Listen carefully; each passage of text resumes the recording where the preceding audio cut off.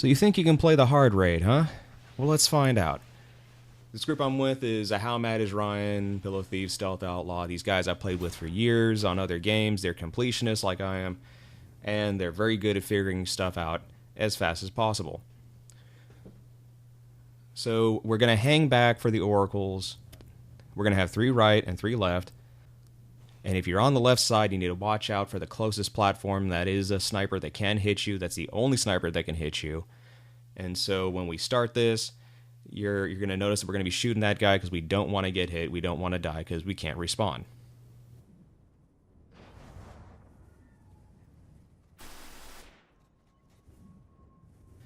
Now here you see that there's 2 to the very right behind the main pillar.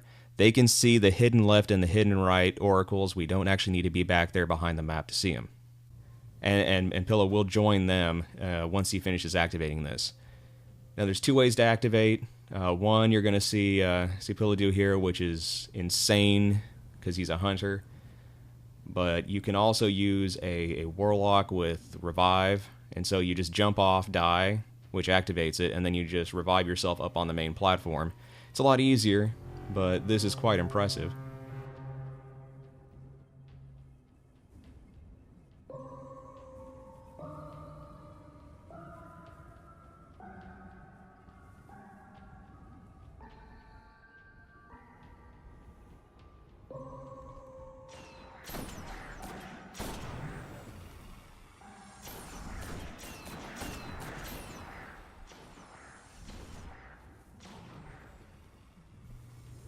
Okay, I should probably point out that he is insane for figuring that out.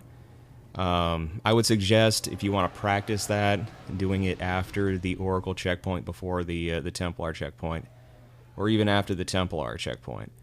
Just make sure you don't have any enemies around you when you're practicing that, because you will need to practice.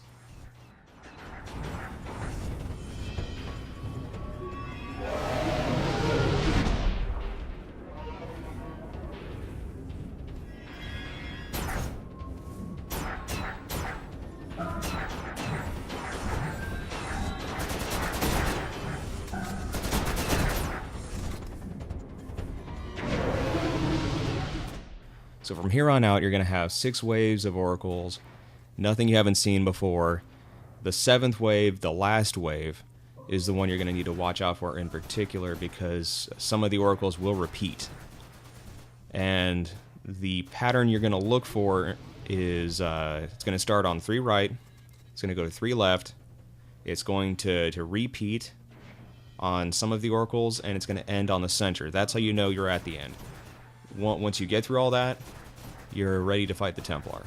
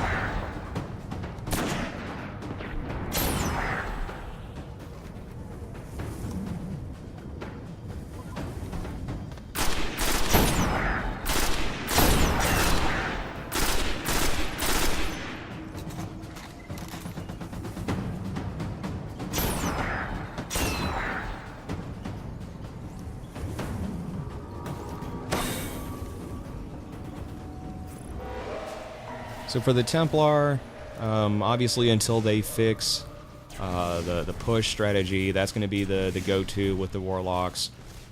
It's just easier than fighting him outright. It's not like he's really that tough. You only have a few guys you have to kill, and in this case, 2 Oracles. So unlike the normal mode, you actually have to hold down that cleanse a little bit longer to get both of the marks out.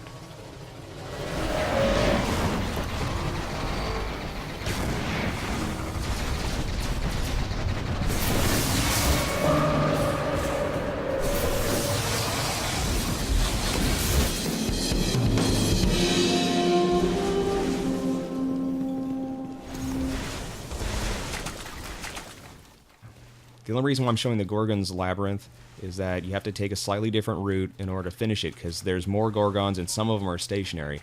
So the normal route of hanging on the ground won't work in this case. Now, if you notice in this recording, I don't follow them because they didn't tell me what they were doing. I just kind of had to figure this one out.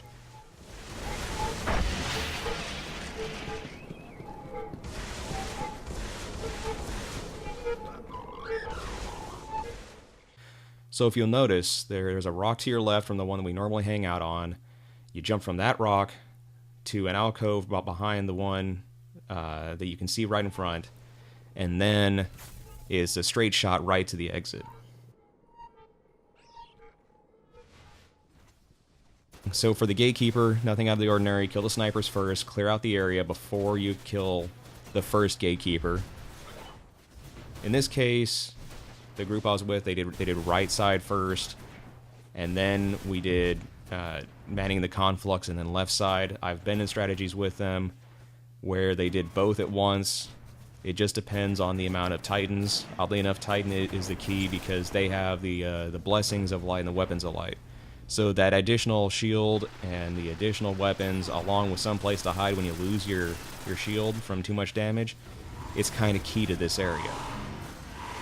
But if you don't have those, don't worry. It's the same as normal. You just gotta slug it out and be real careful. The Praetorians are really big. It doesn't matter if you've already cleared the area. You gotta take down the Praetorians because they will mess you up.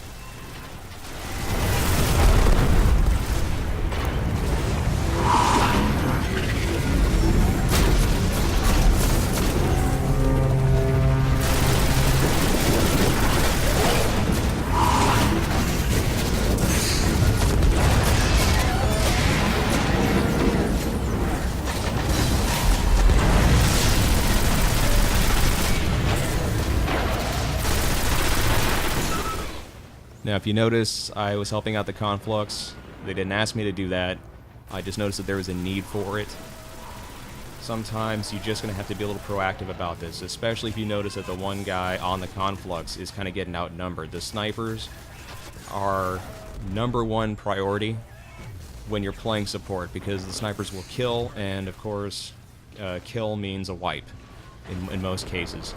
So they're definitely one of those units that you really have to watch out for. Pay attention and make sure that they get taken out first. But once the 2 relic holders get back, everyone else should be focusing on the top area. If you notice that the 2 people can hold the top, then have the other 2 help out with the Ascendant Praetorians, I think they're called. But for the most part, if you have everyone alive at this section, you're pretty much golden. You're not going to lose here. It's just too much firepower concentrated on these guys.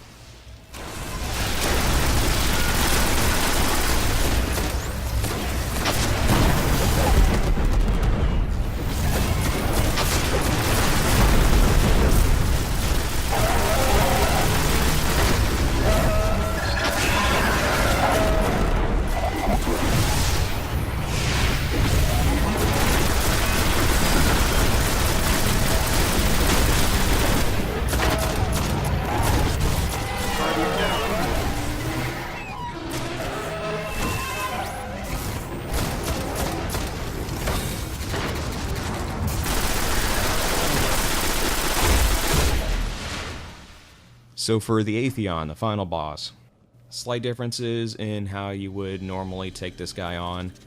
Since they randomize the teleport, since no one knows who's going, who isn't, you gotta know who's picking up the relic at all times.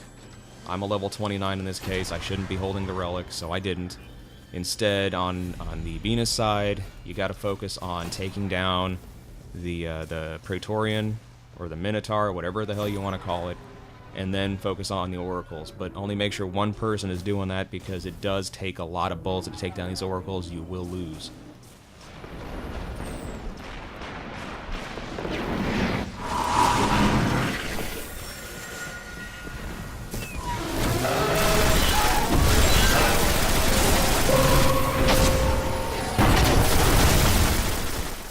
The other thing is that if you're not teleported, you will be put in a detainment shield, and you need to break out first. It's important that when he's thinking about starting to teleport people, you're not jumping around, you're not moving. That's an instant death.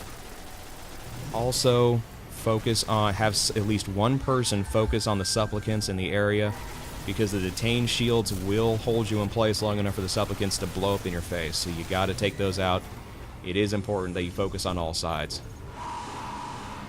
Now, once you're done with that, you'll notice that we have a Weapons of Light bubble at the very back, and we have the relic holder in the very front. So we get the Weapons of Light bonus to give us that little extra damage on top of the Time's Vengeance to really push us over the edge here. And because there's a bubble right behind us, we don't have to scatter at the very end. All we need to do is just start backing up a little bit, getting in that safe bubble shield, and waiting to see who gets teleported. And of course, from there, it's just rinse and repeat.